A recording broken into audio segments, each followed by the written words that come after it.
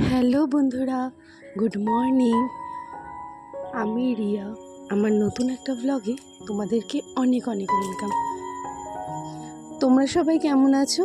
আশা করছি তোমরা সবাই খুব ভালো আছো আর সুস্থ আছো। আজকে হচ্ছে গিয়ে শুক্রবার, আর এখন ঘড়িতে বাজে সকাল 7টা। তাহলে বন্ধুরা, আজকের ব্লগটা তোমাদের সাথে নিয়ে এখান থেকে শুরু করছি। আজকে একদম সকাল সকাল ঘর পুছে নিচ্ছি। আজকে না একটা বিশাল বড় ভুল করে ফেলেছি, তাই জন্য মনটাও খুব খারাপ। দেখো, এদিকে বর চিকেন নিয়ে এসেছে, তো চিকেন রান্না করছি। যেটা বলছিলাম যে একটা বিশাল বড় ভুল করে ফেলেছি, সেটা তো তোমাদের বলাই হলো না যে কি বড় ভুল। আসলে আজকে হচ্ছে গিয়ে একাদশী, সেই কারণে না আজকে তো বর একাদশী করে, আমি আর ছেলে একাদশীটা করি না, কিন্তু আজকের দিনটা চেষ্টা করি যে একটুখানি নিরামিষটাই খাওয়ার। সেই কারণে বরকে না সকালবেলা আমি বলেও দিইনি, ও বাজারে চলে গেছে। আমি ভেবেছি হয়তো ওর খেয়াল আছে। আমি কালকে রাত্রিরেই ওকে বলেছিলাম যে আজকে কিন্তু একাদশী, কিন্তু ওর মনে ছিল না। ও না বাজার থেকে চিকেন নিয়ে চলে এসেছে। এবার তারপর যখন আমি ওকে চা প্রত্যেক দিন সকালবেলা ও যেমন চা আর মুড়ি খায়, আজকেও সেরম দিয়েছি। তো তখন মুড়ি দেওয়ার সময় আমি ওকে বলছি, তুমি মুড়ি খাবে বলছো, আজকে তো একাদশী। তখন বলছি, এ মা, তখনও পর্যন্ত জানো না বন্ধুরা, আমি বাজারটা ছুঁয়েও দেখিনি। যেমন ব্যাগটা এনে ও রেখে দিয়েছে সেরকমই রয়েছে। তাই জন্য ও আমার কিন্তু মনে ছিল, ওর যে মনে ছিল না, আমি সেটা বুঝতেও পারিনি। এবার ও আমাকে বলছে বাজারে যাওয়ার সময় তো একবার মনে করাবে, কিন্তু সত্যি কি যেন আমি ভেবেছি যে ওর হয়তো মনে আছে। বাট কি করব বলো, আজকে হচ্ছে গিয়ে শুক্রবার, এবার কালকে শনিবার, তারপরের দিন রবিবার। এই 2 দিনই আমরা নিরামিষ খাই। শনিবারও নিরামিষ খাই, রবিবারও নিরামিষ খাই। প্রথমে ভেবেছিলাম যে ফ্রিজের মধ্যে চিকেনটা রেখে দেব, কিন্তু কি জানো তো, ছেলে খাবে তো, আমার না বাসি জিনিসটা খুব একটা আগাগোড়াই পছন্দ না। আমি ছেলেকে রোজেরটা রোজই দিই, মাংস বলো চাই যাই হোক না কেন। আমার 1-2 দিন হয়ে গেলে না আমার ঠিক ভালো লাগে না, আর সেটা তো মাঝখানে 2 দিন হয়ে যাবে বলো। এতে বাচ্চার, আর এখন যা গরম পড়েছে, তার মধ্যে যদি এইরকম খাবার দিই, এই সমস্ত ভেবেই না চিকেনটা একেবারে করেই নিলাম। কিন্তু কি বলবো, আজকে না একদম চিকেন করতে মনই চাইছিল না, ভালোই লাগছিল না কোনো রকম একটুখানি। যেহেতু আমি কি বলবো, ঘরের বউ হয়ে আমি আমার কর্তব্যটা ঠিক করে পালন করতে পারলাম না। ও বাজার থেকে আসার আগে যদি আমি বাজারে যাওয়ার আগে যদি আমি বলে দিতাম না যে আজকে একাদশী কিন্তু বুঝে বাজার আনবে, তাহলে হয়তো ও এটা করতো না। পুরো দোষটা না আমার সত্যি নিজেরই, এত গিল্ট ফিল হচ্ছে যে কি বলবো। যাই হোক, দেখো, তোমাদের সাথে তো সমস্ত কথাই টুকটাক শেয়ার করি, তাই এই কথাগুলোও বললাম।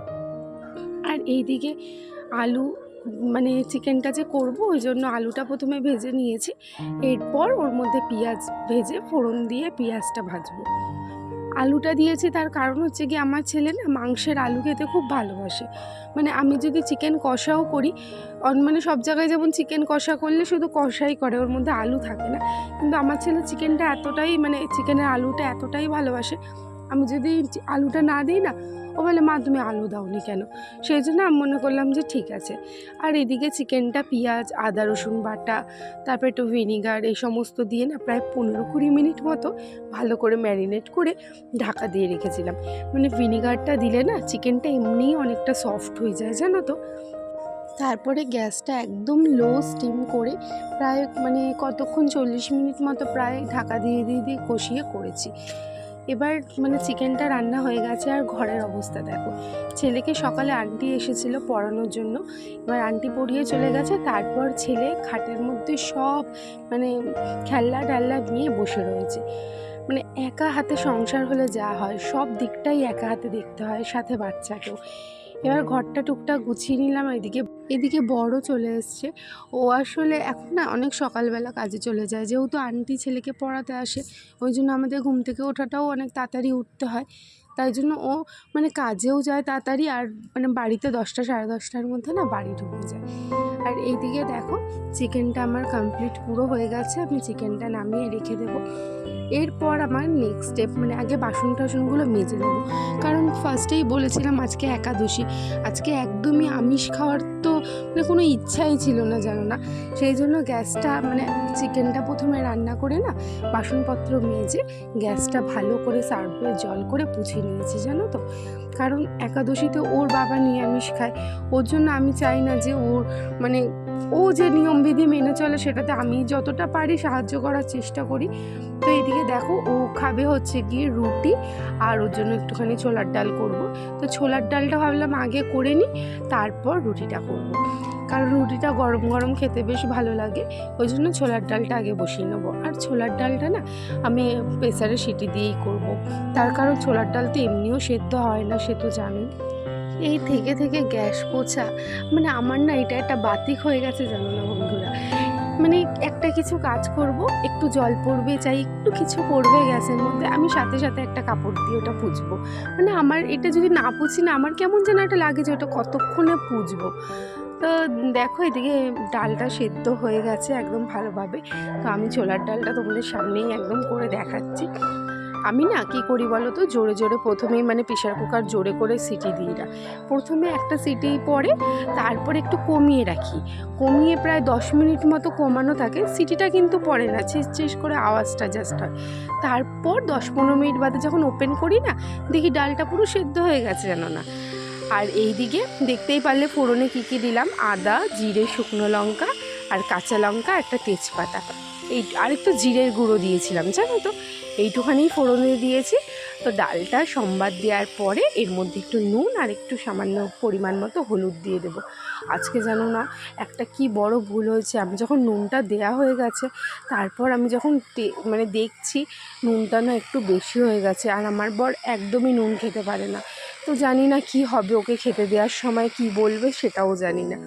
আর এইদিকে ভাবলাম কি যতক্ষণ ডালটা হতে থাকছে মানে ফোড়ন দেওয়া হয়ে গেছে বাস একটুখানি ফোটাবো, তো ততক্ষণ ভাবলাম আটাটাও মেখে রাখি। এখন কিন্তু বেশি বেলা হয়নি, কিন্তু এখন বাজে 11টা। তো দেখতে পাচ্ছ আমি কেমন মানে গুছিয়ে একটু একটু একটু করে সমস্ত কাজ করে নিই চারিদিক সামলিয়ে, জানি এতে খুব অসুবিধা হয়। আর তার মধ্যে জানো তো এই মানে ক্যামেরা নিয়ে ভিডিও করতে গেলে না আরও বেশি অসুবিধা হয় জানো না, কখন কোন জায়গাটা ফোকাস করতে হবে, কখন কোনটা দেখাতে হবে, মানে মাথার মধ্যে না আলাদাই একটা চিন্তা ঘুরতে থাকে। তো বন্ধুরা আমার এই ছোট্ট পরিবারের ছোট্ট ছোট্ট কাজগুলো যদি তোমাদের ভালো লেগে থাকে তো বন্ধুরা প্লিজ একটা লাইক করে দিও। আর যদি তোমার আমার এই ভিডিওগুলো খুব ভালো লেগে থাকে তাহলে একটা সাবস্ক্রাইব করে আমার চ্যানেলের নতুন বন্ধু হয়েও। এদিকে দেখো আটা মাখা তো হয়েই গেছে, ঢেকে রেখে দিয়েছিলাম একটু নরম হয়ে গেছিলো বলে। তারপর এখন রুটিটা আস্তে আস্তে করে নেব। আর ওইদিকে ছোলার ডাল কিন্তু পুরো একদম কমপ্লিট হয়ে গেছে। আর এইটার যে এই টাইমটা হচ্ছে কি দুপুরবেলা, কারণ আমি কিন্তু তখন মানে ছোলার ডালটা করে আটাটা মেখে রেখে দিয়ে জাস্ট মানে চলে গেছিলাম স্নান পুজো করতে। ওইটা করে এসে আমি এখন জাস্ট ওকে গরম গরম 5খানা রুটি করে দেব, কারণ মানে রুটিটা না ঠান্ডা হয়ে গেলে ভালো লাগে না, গরম গরম থাকলে বেশ নরম ভাবটা বেশি বোঝা যায়। তো দেখো একে একে রুটিও এদিকে করে নিচ্ছি। আমি না এরমভাবেই রুটি করি, আগে কিভাবে করতাম জানো, আগে না একসাথে সব বেলে নিতাম, তারপর একটা একটা করে দাঁড়িয়ে দাঁড়িয়ে ভাজতাম। এটা আমাকে আমার মা শিখিয়েছে, বলেছে একটা করে ভাত দিবি তাওয়ার মধ্যে আর এইদিকে আর একটা বেলতে থাকবি, বেলতে বেলতে ওইটা উল্টিয়ে তারপর সেঁকে নিবি। আমি দেখলাম হ্যাঁ এই তো ভালোই হচ্ছে। আসলে না মেয়েরা পারে না এমন কোনো কাজ নেই, মানে মেয়েদেরকে যেটা একবার বুঝিয়ে ভালো করে বলে দেবে মেয়েরা সংসারের মানে কোনো কাজই না বলে না, এটা আমি মনে করি। মানে সংসারটা তো মেয়েদের নিজেরই, তাই না বলো। তো দেখো এইদিকে বরকে রুটি করে দিয়েছি, 5টা রুটি আর ছোলার ডাল দিয়ে দিচ্ছি। জানি না নুনটা আজকে বেশি হয়েছে, বর কি বলবে খেয়ে। ওকে রুটি আর ছোলার ডাল দিয়ে দিয়েছি, আর আমাদের এদিকে চিকেন। তো কেমন লাগলো আজকের ব্লগটা বলতে